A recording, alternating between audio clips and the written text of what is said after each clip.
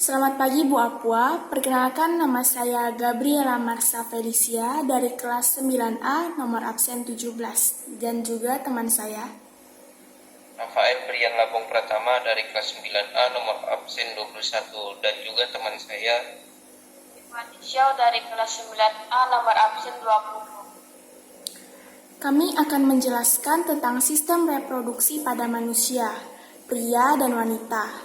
Teman saya akan menjelaskan alat reproduksi pada pria terlebih dahulu. Silahkan pada Rafael untuk menjelaskan. Oke, saya akan menjelaskan alat reproduksi pada pria yang terdiri dari 1. Urinary bladder. Urinary bladder adalah sistem organ yang berfungsi untuk menyaring dan membuang zat limbah dengan cara menghasilkan urin. 2. Vesicula seminalis. Vesicula seminalis adalah sepasang kelenjar aksesoris yang terletak di belakang kandung kemih di atas kelenjar prostat. Kelenjar ini memiliki fungsi penting bagi sistem reproduksi pria, yang ini memproduksi dan menyimpan air mani untuk menjaga kualitas sperma. 3. Rektum. Rektum adalah saluran yang menjadi bagian terakhir dari usus besar. Rektum terletak di ujung bagian usus besar dan berakhir di saluran pendek yang mengarah ke anus. 4. Van deferens. Van deferens adalah saluran yang menyalurkan spermatozoa dari testis keluar. 5. Prostat. Prostat adalah kelenjar pada sistem reproduksi pria yang membungkus saluran kemih uretra. Kelenjar prostat berfungsi untuk mengeluarkan cairan yang menyuburkan dan melindungi sperma. Ukuran prostat normalnya sebesar biji kenari dan akan semakin besar seiring bertambahnya usia. 6. Public bone. Public bone berfungsi untuk melindungi alat reproduksi dari benturan luar. 7. Penis. Penis adalah organ vital pria yang berfungsi sebagai saluran keluarnya urin dan sperma dari dalam tubuh. Menjaga kebersihan dan kesehatan penis sangat penting dilakukan agar penyakit penis tidak terjadi pada Anda. 8. Skrotum. Skrotum sendiri merupakan salah satu bagian dari organ reproduksi pria. Bentuknya berupa kantong kulit yang menggantung di bagian bawah penis dan berperan sebagai pembungkus testis. Penjelasan akan dilanjutkan oleh Ping Ping. Terima kasih Rafael. 9. Uretra. Uretra atau saluran kencing adalah saluran yang mengalirkan urin dari kandung kemih keluar tubuh. 10. Testis. Testis adalah organ reproduksi pria yang berada di dalam skrotum atau kantong testis. Organ ini berfungsi memproduksi sperma, hormon testosteron yang berperan penting dalam perkembangan dan fungsi seksual pria. 11. Epididymis. Epididymis adalah saluran di dalam skrotum atau kantong pembungkus testis tertempel pada bagian belakang testis atau buah jakar. Organ ini berfungsi menyangkut dan menyimpan sperma diproduksi oleh testis. Namun fungsi epididymis bisa terganggu oleh berbagai hal. 12. Kelenjar Cowper. Disebut juga sebagai kelenjar Cowper. Organ ini berfungsi untuk memproduksi cairan yang melicin saluran kemih. Selain itu, organ ini juga membantu menetralisir keasaman di saluran kemih yang terbentuk akibat sisa urin. Nah, sekarang kita masuk ke penjelasan alat reproduksi pada wanita. 1. Cervix. Cervix adalah bagian bawah rahim yang terhubung ke vagina. Salah satu fungsi serviks adalah produksi lendir atau mukus. 2. Myometrium. Myometrium adalah lapisan tengah tinggal yang terdiri dari sel prostat mendukung jaringan truk.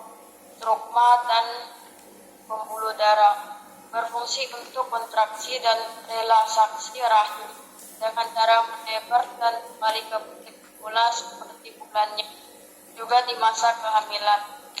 3. Endometrium.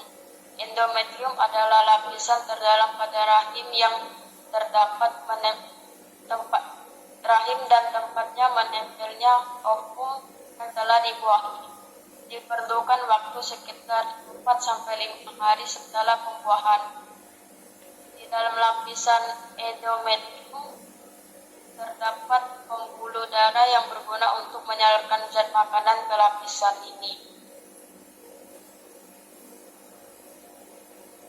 4. Tuba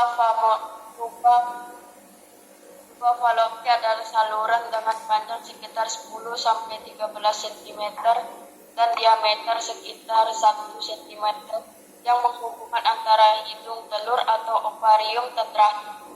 Saluran ini berfungsi sebagai tempat berjalannya sel telur dari ovarium menuju rahim saat ovalasi dan sebagai tempat pertemuan sel telur dan sperma saat proses pembuahan. Penjelasan akan diteruskan oleh Gabriela Marsha. Silakan Marsha. Terima kasih Pingping, saya akan melanjutkan penjelasannya.